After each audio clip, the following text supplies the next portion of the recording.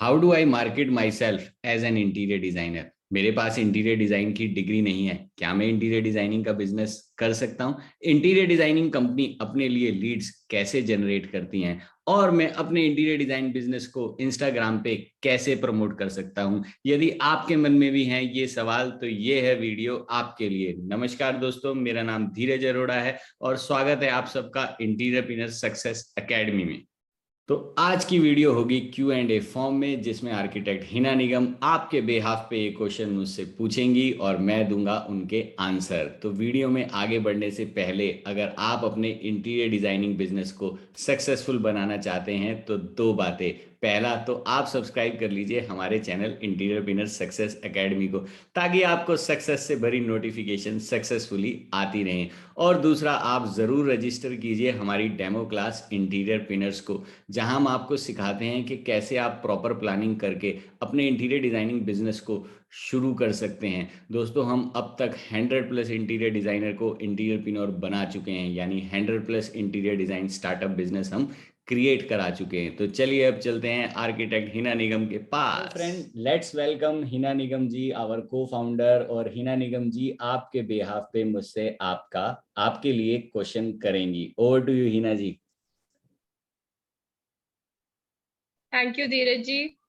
तो हमारे आज के राउंड में जो नेक्स्ट क्वेश्चंस का सेट है मेरे पास, उसमें सबसे पहला क्वेश्चन है दैट हमारे व्यूअर्स जानना चाहते हैं, how do I market myself as an interior designer. So कैसे? हाँ, इंटीरियर डिजाइनर अपने आप को बहुत तरीके से मार्केटिंग कर सकते हैं और इसमें पहला तरीका मैं बताऊंगा जो अपनाना चाहिए, उसका नाम है F&F, फ्रेंड्स एंड फैमिली। तो सबसे पहले आप अपने फ्रेंड्स को बताएं कि आपने इंटीरियर डिजाइनिंग का काम शुरू करा है, आप इस तरीके का काम शुरू करते हैं। उसके बाद आप अपनी फैमिली मेंबर से भी शेयर करें, एक्सटेंडेड फैमिली से भी शेयर करें। कहीं ना कहीं मैं हमेशा बार बार अपनी कम्युनिकेशन में कहता हूं कि interior design is a business of trust. So friends, आपके फ्रेंड्स आप पे बहुत ट्रस्ट करते हैं, आपकी फैमिली आप पे बहुत ट्रस्ट करती है, आपकी एक्सटेंडेड फैमिली, आपके रिलेटिव आप पे बहुत ट्रस्ट करते हैं। तो वो जल्दी से अपने कनेक्शन आपके साथ शेयर करेंगे और आपको कनेक्ट कराएंगे। ये पहला रास्ता है। दूसरा रास्ता है स्ट्रेटजी के साथ जो आप क्रिएट कर सकते हो, फाइंड ए रेफरल पार्टनर। आप अपना रेफरल पार्टनर किसी को बना सकते हैं। रेफरल पार्टनर मींस वो आपको बिजनेस रेफर करे, आप उसको बिजनेस रेफर करें। फॉर एग्जांपल, अगर मैं इंटीरियर डिजाइनिंग की बात करूं तो एक प्रॉपर्टी डीलर आपके लिए बहुत अच्छा रेफरल पार्टनर हो सकता है, क्योंकि उसके पास क्लाइंट आपसे पहले जाता है। तो सिमिलरली आप एक प्रॉपर्टी डीलर को भी बिजनेस दिला सकते हैं। आपके कॉन्टेक्ट स्फीयर में किसी को प्रॉपर्टी चाहिए हो तो आप उसको रिकमेंड कर सकते हैं। ये एक म्यूचुअल अंडरस्टैंडिंग पे बेस्ड है। अगर आपकी उसके साथ म्यूचुअल अंडरस्टैंडिंग अच्छी हो जाती है, उसका भी काम आपको अच्छा लगता है और आपका भी काम अच्छा है, तो आप दोनों मिलके एक रेफरल पार्टनरशिप क्रिएट कर सकते हो। और तीसरा रास्ता यह है कि आप अपनी एक अच्छी सी वेबसाइट बनाएं। चौथा, उसको सभी सोशल मीडिया प्लेटफॉर्म पे प्रमोट करें, अपनी एक इन्फ्लुएंस क्रिएट करें। पांचवा, अपनी नॉलेज को जरूर इनहेंस करें। आप मार्केट प्लेसेस पे जाएं जहां से आपको मटेरियल की नॉलेज मिलती है। इंटीरियर इंडस्ट्री से रिलेटेड जितने भी इवेंट होते हैं आप वहां पे जाएं। और लास्ट बट नॉट लीस्ट, अपने लिए एक मेंटर जरूर ढूंढें। तो वो मेंटर आपको गाइड कर देगा कि कौन सा मार्केटिंग स्ट्रेटजी आपके लिए जल्दी काम करेगी, कौन सी मार्केटिंग स्ट्रेटजी नहीं काम करेगी जल्दी से। तो आपका टाइम बहुत ज्यादा सेव हो जाएगा ऐसा करने से। तो मेरा जवाब हिना जी आपको कैसा लगा? काफी होलिस्टिक है, सारे पॉइंट्स आपने कवर किए। So okay, so our next question is that how do I start an interior design business without a degree.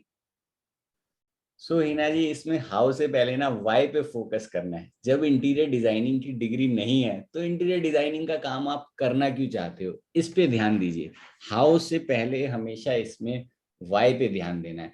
अब समझते हैं कि इंटीरियर डिजाइनिंग हमें अच्छी लगती है, हमारा पैशन है, तो ठीक बात है, आपको उसमें degree is not required, but आपके पास नॉलेज जरूर होनी चाहिए। तो पहला स्टेप ये है कि आप उसकी नॉलेज गेन करें।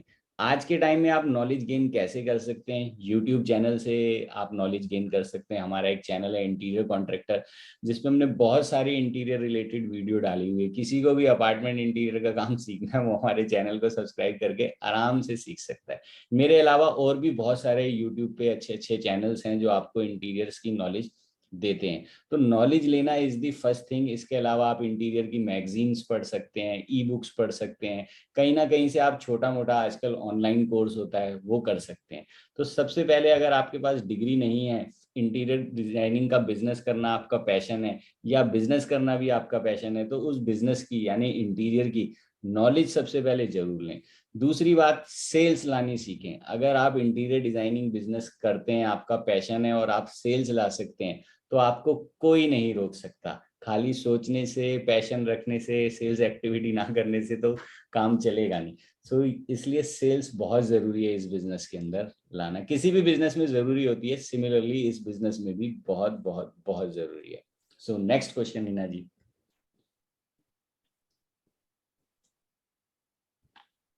हाँ, सो नेक्स्ट क्वेश्चन भी इसी से ही रिलेटेड है, जो आपने लास्ट में सेल्स की बात करी। जी, that our viewers want to know that how do interior design companies generate leads? So interior design company बहुत तरीके से लीड जनरेट करती है। शुरू शुरू में हमें एड्स पे बहुत ज़्यादा पैसा लगाना होता है जब हम एक नई इंटीरियर डिजाइन कंपनी बिल्ड कर रहे होते हैं। और उसके बाद फिर हमारे को रेफरल बेस्ड काम भी आना शुरू हो जाता है, हमारे क्लाइंट हमें रिकमेंड करने शुरू कर देते हैं। तब जाके हमारा एड और मार्केटिंग बजट थोड़ा सा कम होता है। तो मैं कुछ आपको पॉइंट्स बताने वाला हूँ जो बहुत इंपॉर्टेंट है, और कोई भी इंटीरियर डिजाइन की कंपनी बिजनेस जनरेट करना चाहती है तो इन पॉइंट्स को उन्हें ध्यान में रखना पड़ेगा। सबसे पहला, क्रिएट एंगेजिंग एजुकेशनल कंटेंट। इसको सीधी सी भाषा में बोलते हैं या मार्केटिंग भाषा में बोलते हैं कंटेंट मार्केटिंग। इसके अंदर आपको एक सिंपल सा काम करना है। सबसे पहले आपको अपनी टारगेट क्लाइंट को डिफाइन करना है। उनके हिसाब से आपने वैल्यूएबल, हेल्पफुल, इंफॉर्मेटिव कंटेंट बनाना है। याद रखना, वैल्यूएबल, हेल्पफुल, इंफॉर्मेटिव कंटेंट। और वो कंटेंट आपने वीडियो के फॉर्म में बना सकते हो, आप ब्लॉग पोस्ट के फॉर्म में बना सकते हो, ई बुक्स की फॉर्म में बना सकते हो, पॉडकास्ट की फॉर्म में बना सकते हो, वेबिनार की फॉर्म में बना सकते हो। अब मैं इसको एक एग्जांपल के साथ समझाता हूँ। मान लीजिए आप इंटीरियर डिजाइनिंग में अपनी कैटेगरी चुनते हैं लग्जरी अपार्टमेंट इंटीरियर। तो सबसे पहले आप डिफाइन कीजिए कि आपकी टारगेट ऑडियंस कौन है। आपकी टारगेट ऑडियंस वो हो सकती है जिनके घर की वैल्यू 3 करोड़ से ऊपर है। अब उस टारगेट ऑडियंस के क्या प्रॉब्लम होते हैं, कि वो डिजाइन में क्या चीज चाहते हैं या क्या उनकी डिमांड है, उस प्रॉब्लम पे या उस सिचुएशन पे या उस डिमांड पे बेस्ड आप कंटेंट बनाइए और उस कंटेंट को अपने सोशल मीडिया चैनल पे पोस्ट कीजिए। धीरे धीरे धीरे धीरे आपकी कम्युनिटी बिल्ड हो जाएगी और आपके पास रेफरेंस आने लग जाएगा। तो पहला स्टेप हो गया कंटेंट मार्केटिंग। दूसरा step, post the content on social media like Pinterest, Facebook, YouTube, Instagram. Third step, जैसा मैंने आपको बताया शुरू शुरू में हमें एड्स पे बहुत पैसा लगाना पड़ता है। तो थर्ड स्टेप है कि आप गूगल एडवर्ड पे को थोड़ा इन्वेस्ट करें ताकि आपकी वेबसाइट पे ट्रैफिक आए। आप अपने फेसबुक पेज पे पेड ऐड रन कर सकते हैं, इंस्टा पेज पे पेड ऐड रन कर सकते हैं। इसके अलावा फोर्थ मेथड, कन्वेंशनल मेथड जो होता है, आप रिलेशनशिप बिल्ड कर सकते हैं, सोसाइटीज में बिल्ड कर सकते हैं, रेफरल पार्टनर्स क्रिएट कर सकते हैं। और इसके बाद आपको अपनी एक ईमेल मार्केटिंग लिस्ट भी बनानी है। जब भी आपकी वेबसाइट पे कोई विजिट करे तो आप उसको एक फ्री ई बुक या कोई ना कोई एक फ्री लीड मैग्नेट ऑफर करें और उसका ईमेल ले लें, और फिर उस ईमेल से आप उससे फॉलो कर सकते हैं। ये एक ऑटो रिस्पॉन्डर की तरह एक्ट करता है और धीरे धीरे इसके अंदर 4-5 ईमेल जाते हैं हाई वैल्यू वाले, और फिर उसके बाद हम अपनी सर्विसेज के बारे में बात करना शुरू करते हैं। सिक्स मेथड ये है कि आप किसी इन्फ्लुएंसर को हायर कर सकते हैं जो आपकी इंडस्ट्री में हो और उसका बड़ा अच्छा सोशल मीडिया पे इन्फ्लुएंसर, तो वो आपके पेज को प्रमोट कर दे। सेवंथ, आप अपने आप को पब्लिश करा सकते हैं मैगजीन्स में और अदर पेड मीडिया में जहां से आपको विजिबिलिटी मिल जाए। तो ये मैं समझता हूँ कि एक बिजनेस लाने के लिए, इंटीरियर डिजाइनिंग के काम में सेल्स लाने के लिए, मार्केटिंग करने के लिए एक डिजाइन कंपनी को ये सारे स्टेप जरूर लेने चाहिए। Next question Heena ji. So that's what even I want to say, that marketing कोई ऐसे हल्का फुल्का गेम नहीं है इसमें। consistency I think is the key. Yeah. That you have to be consistent, और बिना ऐसा और ऐसा नहीं कि आपने अभी मार्केटिंग करनी शुरू करी, ये स्टेप्स आपने लागू करने शुरू करे और आपके पास तुरंत क्लाइंट की भरमार आनी शुरू हो गई. So Yes. you have to be patient and you have to be consistent. So that's the key. Yes, Hina ji. So moving on to our next question is that how to promote interior design business on Instagram. So Instagram पे interior design business पहले तो जरूर promote करना चाहिए. आजकल बहुत trending है सारी चीजें, सब इंटीरियर डिजाइन इंस्टाग्राम पे सर्च करते हैं.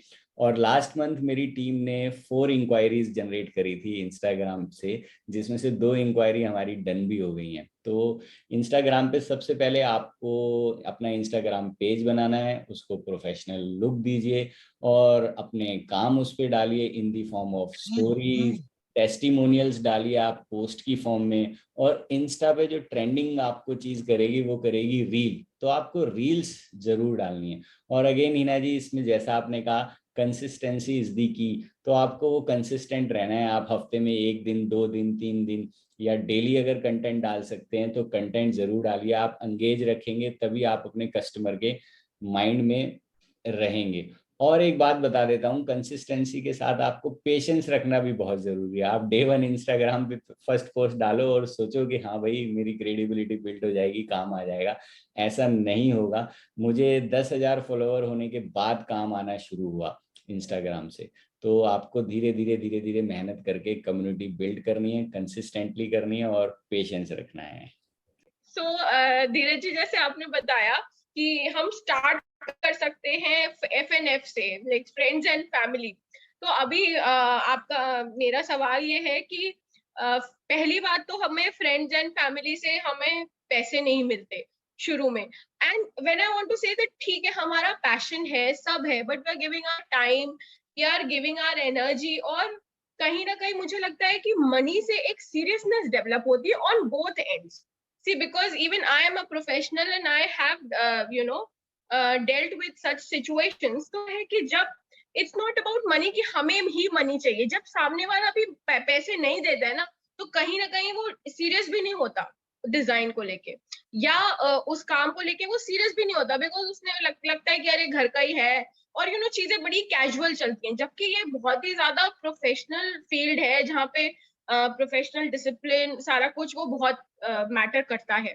तो मुझे लगता है ये एक बैरियर आता है जहाँ पे कहीं ना कहीं डिजाइनर का या जो कॉन्ट्रैक्टर है उसका एंथुजियाज्म कम होता है, बिकॉज उन्होंने टेकन फॉर ग्रांटेड लिया होता है, तो वैसे ही पैसे नहीं मिल रहे होते. उसके बाद में भी वो जो मेहनत करके जो प्रेजेंट भी करते उसमें भी कोई हाँ ठीक है ऐसा नहीं कि तुरंत ही रिस्पॉन्स दे दिया, या मतलब ऐसे चलता रहता है. तो थोड़ा ये एक एस्पेक्ट है. तो ये 1-2 एस्पेक्ट्स हैं कि मनी ब्रिंग्स इन सीरियसनेस, जो की बात है.